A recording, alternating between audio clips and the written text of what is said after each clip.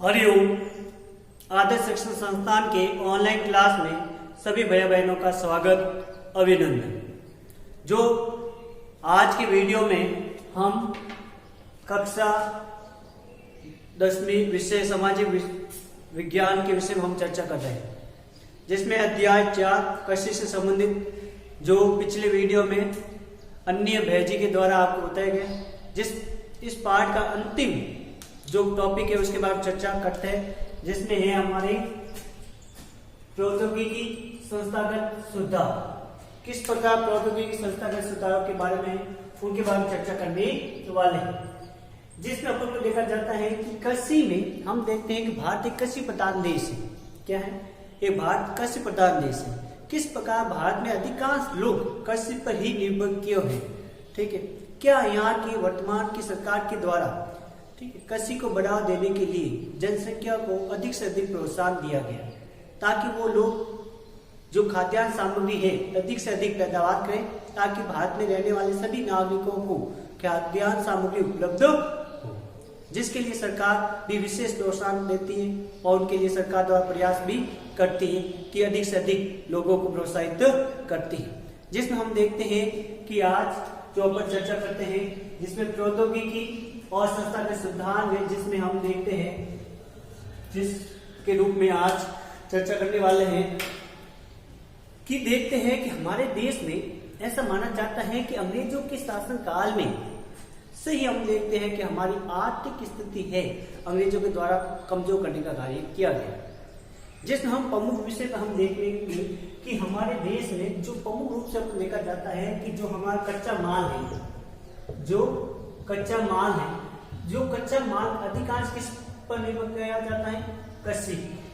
किसके द्वारा? कृषि के द्वारा। कृषि के द्वारा अधिक से अधिक कच्चा माल प्राप्त होता है और इसके माध्यम से अनेक उद्योग उस पर निर्भर करते हैं। अंग्रेजों ने भी ऐसा किया कि भारत में जो अधिक से अधिक कच्चा माल है, तो उन्होंने विशेष रूप से कच्चे माल के लिए कौन से कृषि को बढ़ावा दिया? अफीम की खेती को। कौन सी खेती को? अफीम की खेती को बढ़ावा दिया, जिसके लिए वहां पर यूरोप में अधिक से अधिक उद्योग संचालित थे और इस प्रकार उन्होंने अधिक से अधिक अफीम की खेती की, जिससे भारत की भूमि अधिकांश बंजर होने लगी, जिसके कारण भारतीय लोगों के द्वारा विरोध भी किया गया। सन 1917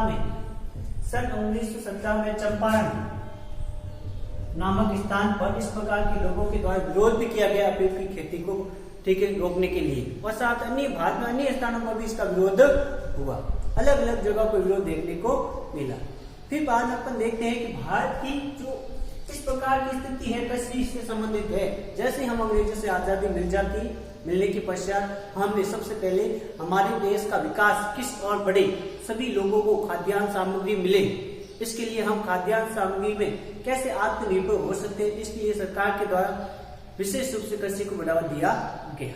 हम देखते हैं हमारे विकास के लिए सरकार के द्वारा एक योजना आयोग की स्थापना की जाती है। किसकी स्थापना की जाती है?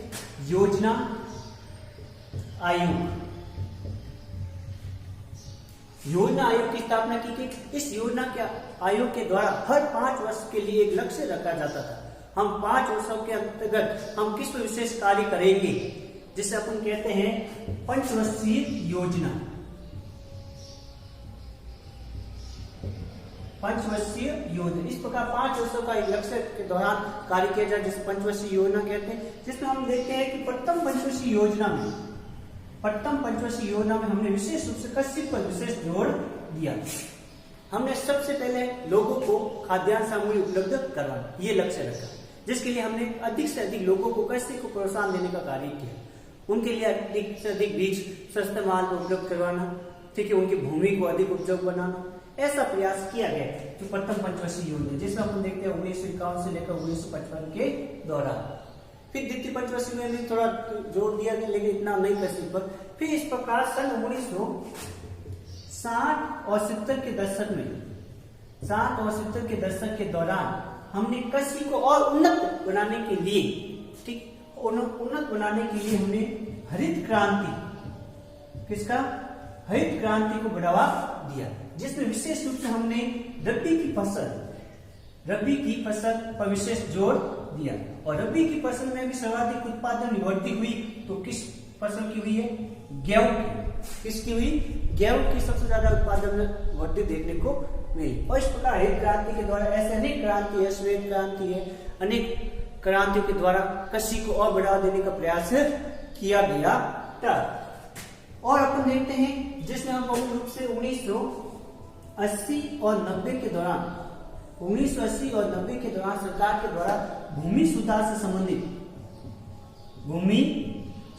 संबंधित अनेक कार्यक्रम की शुरुआत की जाती है ताकि लोगों को उन्नत प्रकार की भूमि मिले और जिसके लिए जो वर्तमान जो समस्या है, ठीक है, जो बाढ़ जैसी है, भूकंप है, अकाल है, सूखाग्रस्त है, ऐसी जो समस्या है उनको निपटने के लिए सरकार के द्वारा उन लोगों को लिए बीमे की जो बीमा है वो भी एक व्यवस्था की गई है, जिसके दौरान कुछ लोगों की फसल नष्ट हो जाती है समय पर रहते हुए, या वर्षा अधिक हो गई या कम हो गई, ऐसी स्थिति के द्वारा उन फसलों के लिए बीमे का भी प्रावधान किया गया। इस प्रकार सरकार के द्वारा जनता को जो विशेष रूप से ऐसे किसान वर्ग जो कृषि से जुड़े हुए हैं उनके लिए लोगों को के पास नकद राशि लाने के लिए ऋण लेने की आवश्यकता ना पड़े, सरकार के द्वारा उनके लिए शीघ्र नकद राशि प्राप्त करने के लिए किसान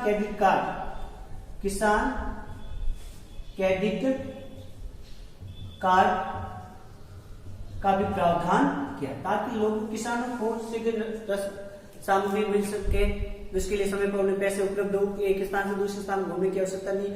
इस प्रकार के सरकार के द्वारा विशेष प्रयास किए जाए। ये तो थे कृषि से हम देखते हैं जो विशेष रूप से प्रौद्योगिकी संस्थागत में सुधार, तो सरकार के द्वारा ये प्रयास किया गया। आगे हम देखने वाले हैं कृषि की राष्ट्रीय अर्थव्यवस्था रोजगार के उत्पादन में क्या योगदान है। तो हम देखते हैं कि भारत 1947 के पश्चात भारत में जो अपन देखते हैं अधिकांश लोग कृषि पर निर्भर थे। तो हमारे सकल घरेलू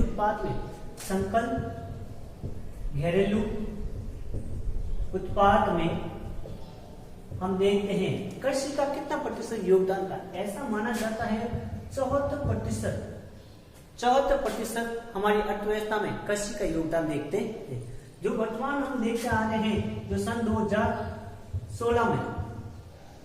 2016 में हमारी स्थिति जो अपन देखते हैं लगभग अपन देखते हैं कितने प्रतिशत 52%, कितने प्रतिशत 52% लोग कृषि पर, ठीक है, अर्थव्यवस्था सकल घरेलू उत्पाद में कृषि का योगदान कितना प्रतिशत है? 52% हो गया। इसलिए अपन कह सकते हैं कि भारत में जब देखा जाता है जैसे हम अंग्रेजों से आजादी मिलती है, भारत में अधिकांश लोग अपन कहें 2/3 जनसंख्या किस पर निर्भर थी? कृषि पर निर्भर थी। किस पर निर्भर थी? कृषि पर निर्भर थी।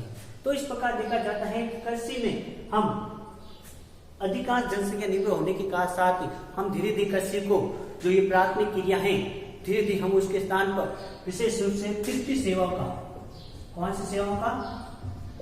तृतीय सेवा का विशेष जोर दे रहे हैं। जो अधिकांश हम देखते हैं कि विकासशील देशों में अधिकांश कृषि पर निर्भर करते हैं, प्राथमिक क्रिया पर निर्भर किया जाता है, जिसके कारण वो देश अब धीरे धीरे प्राथमिक क्रिया को हम त्याग रहे हैं, उसके स्थान पर हम तृतीय सेवा को बढ़ावा दे रहे हैं। जिस देश में अधिकांश विकसित देशों में तृतीय सेवा का विशेष योगदान होता है सकल घरेलू उत्पाद, तो हम भी तृतीय सेवा की ओर शीघ्र बढ़ने का प्रयास हो रहा है। और धीरे धीरे हम कृषि पर जो अब वर्तमान हम देखते हैं जो पहले कितना था 74, अब कितने प्रतिशत का आगे और इस प्रकार हम कृषि के योगदान का सकल घरेलू उत्पाद में धीरे धीरे कम हो रहा है और तृतीय सेवा के क्षेत्र में हम बढ़ रहे हैं। अब देखते हैं वैश्वीकरण का कृषि पर क्या प्रभाव है। हम वैश्वीकरण के युग में हम देखते हैं तो कृषि का क्या प्रभाव है। हम देखते हैं कि कृषि पर विशेष प्रभाव देखा जाता है कि हमारे अंग्रेजों के समय भी हमारी कृषि को विशेष इतना महत्व नहीं दिया गया। सिर्फ उनका उद्देश्य कच्चे माल बाहर से लेकर जाना और अपने अधिक से अधिक उद्योग स्थापित करना। इस कारण हमारे भारत में जितने भी उद्योग थे वो धीरे धीरे बंद हो गए। इसलिए हमारी कृषि को विश्व स्तर पर इतनी पहचान नहीं मिल पाई अंग्रेजों के शासन के काल के दौरान। फिर बाद में हमने सन 1947 के पश्चात 1947 के बाद हमने कृषि पर विशेष जोर दिया, जिसमें अनेक हरित क्रांति के माध्यम से, पंचवर्षीय योजनाओं के माध्यम से सुधार करने का प्रयास किया। फिर हमें विश्व स्तर पर इसकी पहचान सन 1990 के दौरान हमें विश्व स्तर पर हमारे कृषि के क्षेत्र में, ठीक है, विश्व स्तर पर पहचान मिलती है और कृषि के क्षेत्र में हम उन्नत नई तकनीक अपनाने के कारण हमने और अधिक से अधिक पैदावार करने का कार्य किया।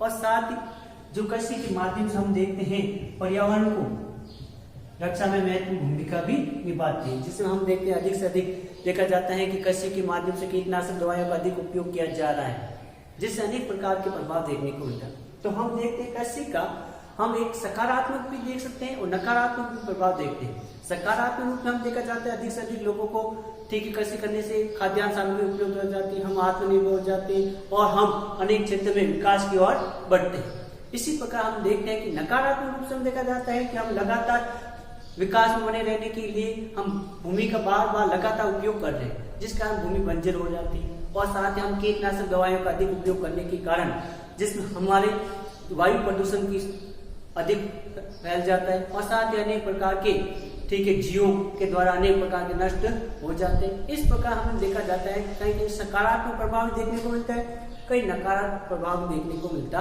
है। तो वैश्विक स्तर पर हमारे देखते हैं कि हमें 1990 के दौरान पहचान मिली और इस प्रकार हम कृषि के क्षेत्र में बढ़ चढ़कर कार्य कर रहे हैं और इस प्रकार हम देखा जाता है भारत जो कृषि प्रधान देश था किस प्रकार धीरे धीरे अपने जो अंग्रेजों से शासन काल के दौरान हमारी आर्थिक स्थिति इतनी खराब हो गई, धीरे धीरे हमने सुधार करने का प्रयास किया। आज विश्व स्तर में हम ऐसे कुछ कृषि का भाग जिसमें हम जैसे मसाले है, चाय है, कॉफी है, विदेशों को हम निर्यात कर रहे हैं। तो इस प्रकार हमारे कृषि में एक बढ़ावा मिला है। ये तो था हमारा कक्षा 10वीं में कृषि पाठ से संबंधित। आगे की वीडियो में हम आगे पाठ चर्चा करेंगे। धन्यवाद।